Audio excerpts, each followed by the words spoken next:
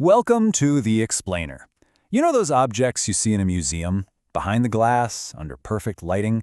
Well, today we're going to unlock their secret lives, the stories that you'll never see on a label. We're talking about the wild, complex journeys these things took long before they became artifacts.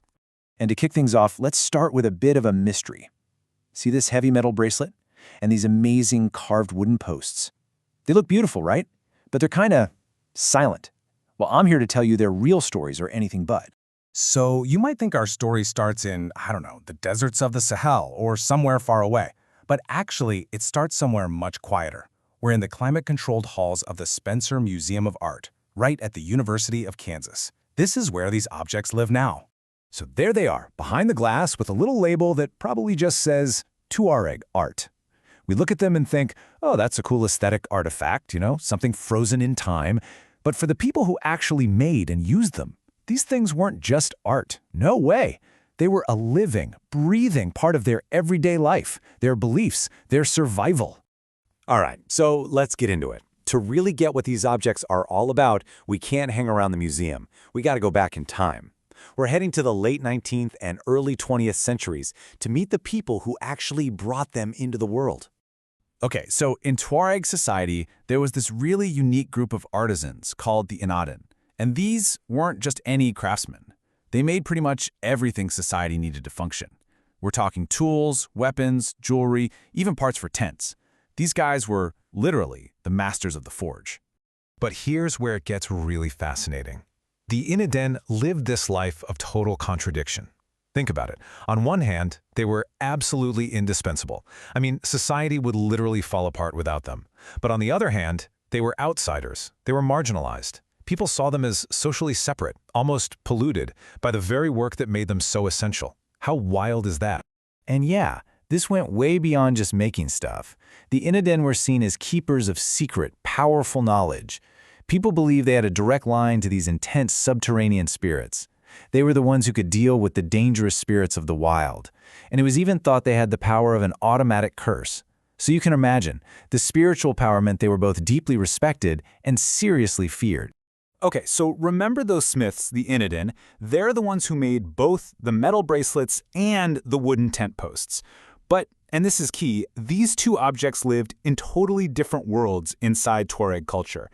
And those worlds, they were split right down the line by gender. So let's break that down. You've got the metal bracelets, made by men, and they existed out in the public world. They were all about money, commodities, showing off your wealth and status. Then you have the wooden tent posts. These were owned by women, and they belonged to the private, domestic world. Their value wasn't about money, it was symbolic. It was ritual. It was all about protecting the sacred space of the home. So let's zoom in on that bracelet for a second. For a Tuareg noblewoman, this thing was so much more than jewelry. It was basically her resume on her wrist. It showed her identity, her stage in life. It was also her bank account, a literal wearable savings account for the family. And on top of all that, the silver itself was believed to be like a spiritual shield, protecting her from harm. Okay, now let's flip to the tent post. This is not just a piece of wood holding up a tent. No.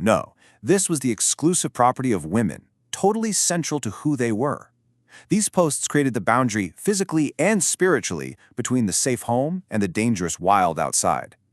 They were literally the pillars of their world, carved with symbols to guard the family when it mattered most. So let's just pause for a second. We've got these two objects, just overflowing with life and meaning, right? A bracelet, that's a bank. A tent post, that's a guardian. So what happens when they get yanked out of that world and thrown onto a completely different path? Well, there's a really cool idea from a scholar named Arjun Appadurai that helps us understand this. He talks about the social life of things. It's this idea that objects, just like people, have biographies. They have a life story. They're made, they're used. But then sometimes their path gets totally and sometimes violently diverted. Their story takes a sudden, sharp turn they never saw coming. And for our bracelet and our tent post, that huge diversion, well, it was the crisis of colonialism. So you have step one. They're forged by the Inaden with all this deep cultural meaning. Step two, they live these vibrant lives in Tuareg society. And then step three, diversion. They were collected. And that single act just ripped them from their world and started this whole new process of turning them into something else entirely, a museum artifact. And just like that, we're right back where we started, a quiet gallery in Kansas. This is the final stop, or at least the current stop, on their long, complicated journey. But in this new life, think about everything that gets lost. All that rich, complicated history we just talked about, the spiritual power of the Smiths, the different worlds of men and women, the bracelet as a bank, the post as a protector, all of it just gets flattened, boiled down to a single simple label. So why does that happen? Well, art historian Sidney Littlefield Casper gives us a clue. For a long time, museums kind of relied on this old anthropological idea of one tribe, one style. It was this approach that basically treated entire cultures as if they were timeless and unchanging, totally uniform. And that way of thinking just erases all the incredible complexity and dynamism we just spent all this time uncovering. It's like their active social lives have been put on pause. The bracelet isn't a bank anymore. The tent post isn't guarding a home anymore. They went from being active participants in a living culture to being silent, static specimens of one.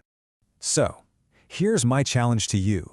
The next time you're in a museum, find an object behind the glass and really look at it. Really look. And don't just read the label. Ask yourself, what was its first life? What happened to divert its path? What incredible stories did it have to leave behind just to end up here, in front of you?